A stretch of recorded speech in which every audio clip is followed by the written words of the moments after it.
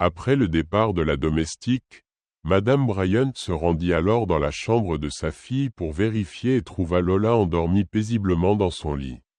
Le lendemain, Madame Bryant embaucha une nouvelle domestique pour s'occuper de la maison. Cependant, une semaine plus tard, cette nouvelle domestique informa Madame Bryant qu'elle souhaitait démissionner. Surprise, Madame Bryant lui demanda pourquoi elle voulait partir. « Ai-je fait quelque chose de mal? Le travail est-il trop difficile? Est-ce une question de salaire? Je peux doubler ce que nous avons convenu initialement, » mais la domestique insista qu'elle ne pouvait plus rester dans la maison. Elle expliqua, « Je ne suis ici que depuis une semaine, mais les forces maléfiques dans cette maison sont trop puissantes pour que je puisse les supporter. Si je ne quitte pas ce travail, je risque de perdre la vie. » Madame Brillante, de plus en plus perplexe, demanda à la domestique ce qu'elle voulait dire. La domestique prit une grande inspiration et, voyant la curiosité dans les yeux de Madame Brillante, hésita avant de décider de lui dire la vérité. « La vérité, c'est que votre fille Lola est un démon. Elle est possédée par un esprit très dangereux et fait partie d'un coven maléfique. Elle veut prendre ma vie, c'est pour cela que je souhaite partir. » Pendant ce temps, dans la modeste maison des Chelsea, après avoir prié cette nuit-là, Chelsea alla se coucher. Elle fit un terrible cauchemar qui la glaça complètement dans son rêve. Elle se voyait devant un immense et magnifique manoir. Devant le manoir, de nombreux bonbons et friandises étaient disposés de manière parfaite et attirante le long du chemin menant à l'entrée.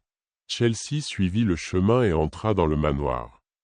L'intérieur était magnifiquement décoré de fleurs et de chocolat dispersés au sol.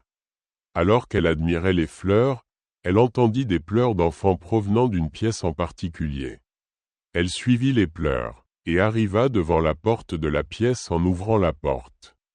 Elle vit de nombreux enfants dans la pièce, dont plusieurs camarades de Queen's College, y compris Lola. Ils étaient tous attachés avec des cordes et incapables de bouger ou de se libérer.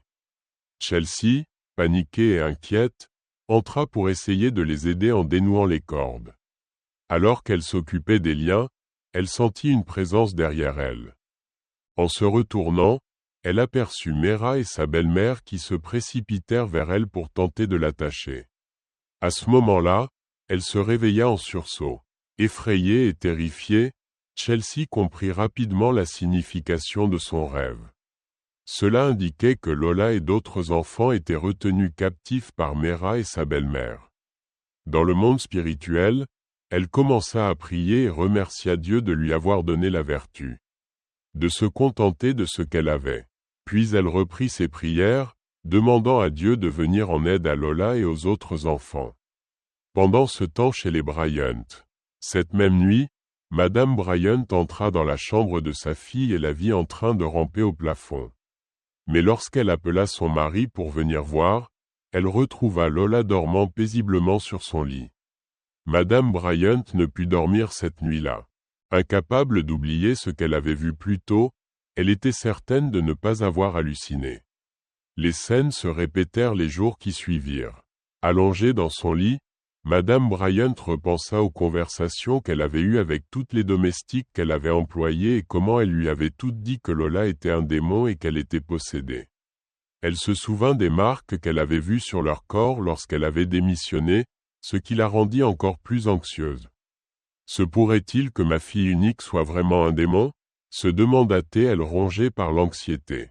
Le lendemain matin, dès que Lola partit pour l'école, Madame Bryant se rendit dans sa chambre et fouilla tous ses effets personnels à la recherche d'un indice prouvant que Lola était possédée. Après de longues recherches, elle ne trouva rien d'anormal. Mais juste avant de quitter la chambre, elle décida de placer une caméra cachée. Cette nuit-là, Madame Bryant ne parvint pas à dormir. Son mari était parti en voyage d'affaires et elle était seule à la maison avec sa fille. Assise dans sa chambre, elle focalisa toute son attention sur l'écran de l'ordinateur, qui lui montrait ce qui se passait dans la chambre de sa fille. Tout était calme et normal. Au début, jusqu'à minuit, Madame Bryant regarda horrifiée alors que Lola se leva de son lit et se transforma en une créature blanche effrayante. avec de nombreuses mains, têtes, jambes et une queue. Elle voulut crier de peur mais se couvrit la bouche de ses mains. Madame Bryan se précipita vers son sac pour chercher la carte de la médium qui lui avait proposé son aide. Elle composa son numéro et la médium répondit presque immédiatement. Madame Bryant, paniquée, se mit à bégayer. « S'il vous plaît, je vous crois. Venez, aidez-moi, je vous en prie, je suis désolée. » La médium lui répondit « Vous avez de la chance, je suis à l'église pour un programme de prière. Je viendrai avec mon pasteur immédiatement. » Quelques minutes plus tard, la médium arriva avec son pasteur et des guerriers de prière. Lorsqu'ils entrèrent dans la maison, Madame Bryant les guida jusqu'à la chambre de Lola. Ils trouvèrent Lola paisiblement endormie dans son lit. Mais Madame Bryant savait mieux désormais, elle demanda au pasteur et aux guerriers de prière de commencer leur travail. Le pasteur ouvrit sa Bible et entonna un puissant chant de louange. Lola resta endormie paisiblement au début, mais après quelques minutes, elle commença à trembler comme un serpent. Soudain, elle se leva et grimpa au plafond en criant comme une sorcière. Son corps se transforma en celui d'une créature blanche et monstrueuse et elle se mit à attaquer le pasteur et les guerriers de prière. Elle enroula sa queue autour du cou de sa mère. La soulevant jusqu'au plafond, Madame Bryant, incapable de respirer, se mit à suffoquer. Le pasteur intensifia ses prières et Lola relâcha le cou de sa mère. Madame Bryant tomba du plafond au sol en criant comme un démon. Après quelques instants, Lola se mit à vomir une substance sombre ressemblant à du chocolat lorsqu'elle eut terminé. Un esprit quitta son corps et s'échappa par la fenêtre. Lola se mit alors à pleurer amèrement et s'excusa auprès de sa mère. « Maman pardonne. Moi, je n'étais pas en contrôle de moi-même. J'ai essayé de vous en parler à toi et papa, mais vous n'aviez jamais le temps pour moi. On m'avait menacé de mort si je dévoilais mon secret. » Madame Bryant prit sa fille dans ses bras, et s'excusa également de ne pas avoir pris le temps de l'écouter. Toutes deux remercièrent la médium et le pasteur pour leur aide. Lola décida alors de ne plus mendier et d'être satisfaite avec ce qu'elle avait. Le lendemain, en arrivant à l'école, elle raconta tout à Chelsea, sa meilleure amie, et regretta de ne pas avoir suivi ses conseils. Le lendemain, Mera vint également à l'école, s'approcha de Chelsea et Lola. Puis s'agenouilla devant elle en demandant pardon. « Si je n'avais pas suivi les ordres de ma belle-mère, elle m'aurait battue et affamée jusqu'à la mort. Je n'avais pas le choix. Après la mort de mes parents, je vivais à sa merci. » La délivrance de Lola affecta profondément la belle-mère de Mera, qui devint paralysée. Chelsea et Lola pardonnèrent à Mera et l'emmenèrent voir leur pasteur de jeunesse à l'église. Ils prièrent pour elle et elle décida également de tourner une nouvelle page. La morale de cette histoire nous rappelle de toujours nous contenter de ce que nous avons, peu importe notre besoin.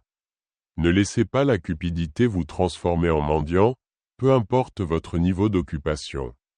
Assurez-vous de prêter attention à vos enfants lorsqu'ils ont besoin de parler. Vos enfants ne doivent jamais manquer d'attention. Peu importe votre emploi du temps, soyez toujours priéreux et vigilants dans tout ce que vous faites. Le mal rôde autour de nous et quelques minutes de prière chaque jour suffisent pour vous protéger des dangers spirituels. Quand quelqu'un dit quelque chose, on peut douter, mais quand plusieurs personnes disent la même chose, il est sage d'y réfléchir avec prudence. Pour voir s'il y a une part de vérité, on dit que dans chaque mensonge il y a une once de vérité. Au lieu d'écarter les paroles de quelqu'un par manque de confiance, il vaut mieux réfléchir et analyser chaque situation avant d'arriver à une conclusion. Merci d'avoir suivi jusqu'à la fin. N'oubliez pas de partager et commenter. À bientôt.